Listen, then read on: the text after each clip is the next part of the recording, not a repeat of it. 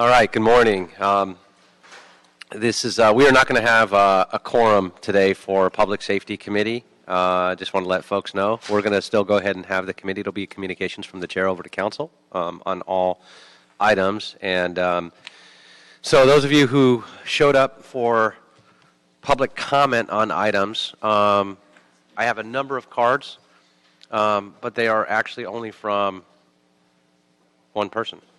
So I'm not going to take them per the council rules. So you can stick around if you like.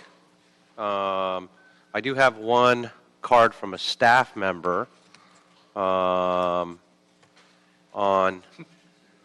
one item. So I'm going to take any cards on item 16, actually. So all cards, whoever filled out a card on item 16, I will take. So I'm going to go ahead and take 16 now for cards. So I've got, let me see, I've got a card on 4, 6, 7, 8, 9, 12, 14, and general public comment from Mr. Previn, but I'm not taking any of those, so you can hang around if you like. And then on 16, though, I do have a card from, let's see, who's this from? Nick? Come on up. You want to? Okay, no problem. Great. So with that, then, I do have a number of items. I'm just going to go ahead and move items 1, 2, 3, 4, 5, 6, 9, 10, 11, and 12. So if you're here on those, we'll just go ahead and approve those. On item 7, I'm going to approve that as well, except for there is technical corrections. So I'd like to move that with the technical corrections to recommendation 1G, revised to read authorize by resolution authority the following communication support positions in the Information Technology Agency from date of approval through June 30th, 2017. And then the revised technical correction on 2A to read a transfer from Fund 56E46, account 46N919, name LA City LMR. So that'll be the technical corrections on 7, approved to move on to council with those changes. We're going to go ahead and continue item 17 per the request of PD and Fire. And we'll go ahead and hear then 8, 18, and 19. So on item 8, on the NPU, is there anybody here to speak on that? Oh, yes, Dr. Eckstein, come on up. I recognize. Saw you hiding in the back. Morning, how are you? Thank you. Good morning. Good to see you. I'm well, thank you. Thanks for allowing me to speak this morning. Fire Department is very excited to move our nurse practitioner response unit forward, expand the program. And in the interest of being good stewards of the taxpayers' money, we're looking to expand it at minimal cost to the taxpayers. So the expansion of our nurse practitioner response unit, for the second unit, we're entering into a public-private partnership. Right. We've spoken with leadership from several hospitals and health care organizations around the city. And Cedars-Sinai Medical Center leadership has kindly offered to pay for the cost of the nurse practitioner salary for 1 year. Fantastic. And then the city would incur the cost for the paramedic and the equipment. So in effect, an additional nurse practitioner response unit, which would cover largely the west side and portions of Hollywood and Central City or Mid-City, would cost about half what it would otherwise without the donation. And we're very optimistic we'll have additional partners in the healthcare community who will step forward once we set the process forward to accept this very kind and gracious donation.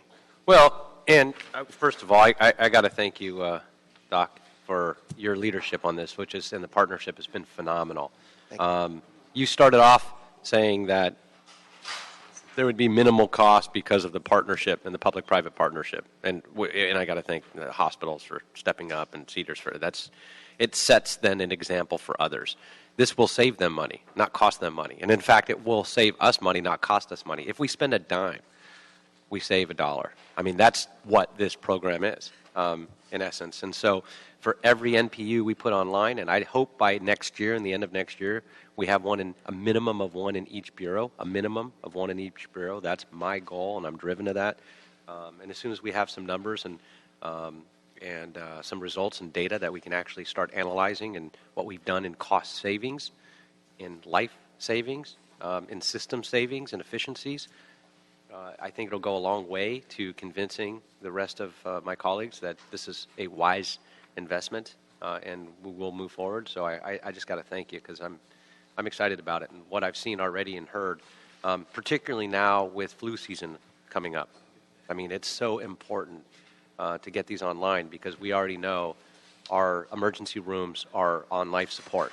They are clogged arteries, if you will. I'm trying to use every one I can come up with. It's still before 9 a.m., so I won't have that many.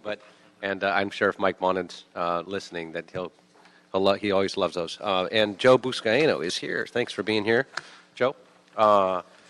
So we're going through the NPUs, the nurse practitioner. We're adding one, and this is where a public-private partnership came in, and Cedars-Sinai is actually flipping the bill for a year to invest in us acquiring and putting another one online and hiring another NPU, and which is awesome. I mean, it's spectacular because they realize that they're going to save on their systems and their efficiencies and their costs, and so I think it's great.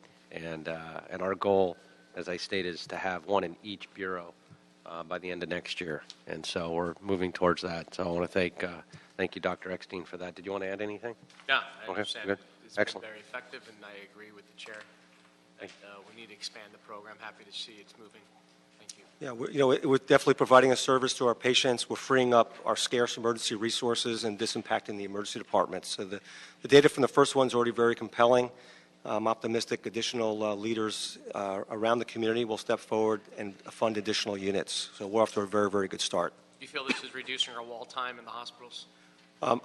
Given the fact we only have one unit so far in a pilot program, What you see so far? but in terms of the data is compelling, in terms of diverting mental health patients to mental health facilities, addressing the super users and diverting some of the low acuity patients. In terms of the net effect system-wide, it's hard to say is a measurable impact because there's only one unit on a 410 schedule given the volume in our city.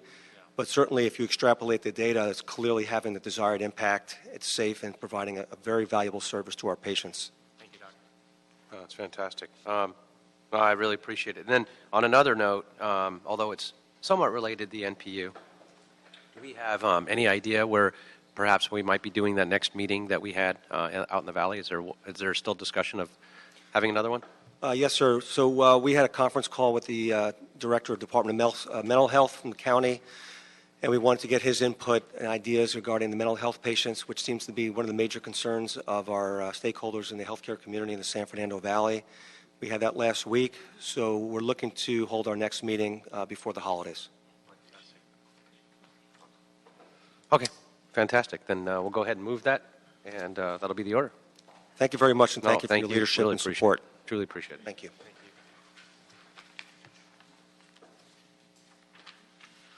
All right. With that, 19, by the way, we're going to go ahead, if that's okay, and not go into closed session. We'll move that item to council as well. It's essentially just rescinding an ordinance that we've already passed in part because, or not in part, in whole, because the state already has precedent over that and supersedes city law on that. So we'll go ahead and move that item to council as well. And then on 18, if we can go, let's go ahead and take item 18. And prior to item number 18, would you like to reconsider the items now that Councilmember Buscaino is here? To add him to the... We'd still need one more member to do that anyway. Okay. So, and we could, yeah. I mean, if you want to reconsider all the items to show, but Yes, it's still those were for items the number record. 1 through 6 we're taking on? Yeah, we might still get one more member. Okay, So we'll then- wait then till the let's end. wait on that. Yeah, so we may. I don't know. Good morning, Councilman. Battalion Chief Andrew Warden, Fire Prevention Bureau, Administrative Section. Morning. Thank you Here very to much. speak on item 18. Yes, thank you very much. So if you could just sort of walk us through where we're at and what the next steps are. The next steps for the program is we are making progress and we're moving forward. Our research has shown that this particular item is an incredibly complex item. And to move forward with it, it's not just an LAFD problem, but this is a problem that affects the entire fire service nationwide. And the fire service itself is working to find different solutions. Fees and fines, as outlined in the motion, are a part of the overall solution. But our solution looks at inspection, testing, maintenance, education, and enforcement. We have a meeting later today with the City Attorney's Office looking at the ACE program, not only for excessive alarms, but also for compliance. Okay. The number 4 item that was approved just this morning for the compliance engine is a key element to our ability to be able to reduce these numbers of unwanted alarms. So we thank the council member for that this morning, because that's a key element for us to be able to gain compliance, because this piece is all about compliance. And so we continue to move forward. We are going to need to make code changes, but given the current situation that we have with the fire code being under a new adoption set to go in January of 2017, our Fire Code Adoption Committee, as well as our Fire Code Committee, is recommending that we hold off until after that new code is implemented before we start making changes to the code. Right. And so that will happen after the first of the year. Okay. Rapidly. Again, we're working with the City Attorney's Office on ACE, and we anticipate that we will be able to implement something with the ACE program to help reduce these numbers of automatic alarms. The other portion deals with education of the field and the development of a departmental bulletin. That's ongoing. How many false alarms have we received in the last fiscal year, for example? I'd have to get back to you with the exact number. Okay. If you could, I'd like to know a couple things. Sure. And I'm going to go ahead and hold this in committee then, because I want to hear back, unless there's something we have to approve for a contract, which I don't believe we do. No, not for this. Okay, so I'd like to hear back, get some data on how many false alarms we've gotten in the last, let's go back at least a couple fiscal years, and then how many of those were repeat at least once, and if we have the data for more than that, 2 or 3 repeat false alarms at the same location. I'd like to see some of the data, and so that way we know what we're looking at and that scope. That'd be helpful. Okay. Yes, that can be done. Excellent. Thank you very much. I appreciate that. All right. Thank you very much. Okay. We'll go ahead and hold that and have you back in committee when you've got the information. Let me know. Thank you. Excellent. Thank you very much. Thanks for the update. With that, let me find out on an ETA. Not gonna. Okay. We just received 3 cards On 16. Okay.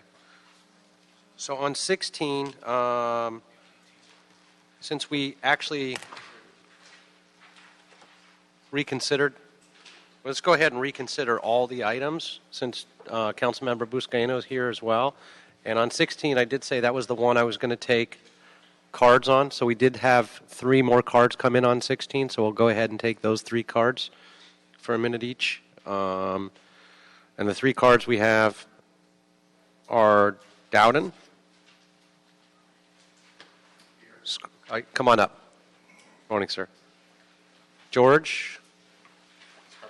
Scarpellos. Thank you very much for that one. And Mary, is that?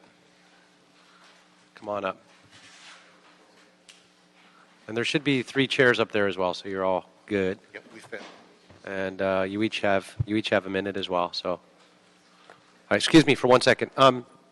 Excuse me, sir. Can you please? You're disrupting the meeting, so I'm going to ask you, Mr. Previn, to please sit down. Thank you. Morning. Okay, go ahead. I think all 3 of us are here for the party house issue, and I'm here because my ill mother-in-law was with us. She was deaf, nearly blind, and 3 times she was awakened at 2, 3, 4 in the morning by the party noise, the party lights, the police cars, the sirens, honking horns, the fire trucks, and the police and fire helicopters. And that's just not something that should be in a place that's called the Hollywood Dell. They've turned in these properties. It's a business. No one resides there in a lot of them. And we're just opposed to party houses, and we wanted to make sure that our feelings were known. Okay, I appreciate that. Thank you very much. Thanks for coming down this morning as well. Good morning. Shall I speak? I'm Mary Letting. I live in the Hollywood Dell. I'm also on the, I'm the representative for Hollywood Dell to the Hillside Federation, and I've lived in the Dell for 40 years, so I have seen it to be totally built up. In our area, we have a number of notorious party houses that have had parties that go on all, really all night long. One of our neighbors, who's out of the city right now, so is not here and able to speak, but would be here, lives in the lower part of the Dell. The trouble with these houses is this: if they're up on the hillside, which is where parties like to be because they can see the view, then you have to channel through the very limited streets that lead up to those hillsides. And she lives on one of their two of our neighbors live on either side of Weed Lake, which is the channel street out of the Dell. And all night long, cars are careening down that and turning around. There is a, am I out of time? You are. I'm sorry. Anyhow, it's a huge traffic safety issue. Yeah. Thank you. Hi, my name is George Scarvelis. I'm Vice President for Hollywood United Neighborhood Council, and throughout our area... Are you an attorney as well? What? No, I'm I not. thought you looked familiar. Okay. Okay. Do I get my time back on that? Go ahead. Go ahead. And this issue is one of public safety. These areas are zoned for residential.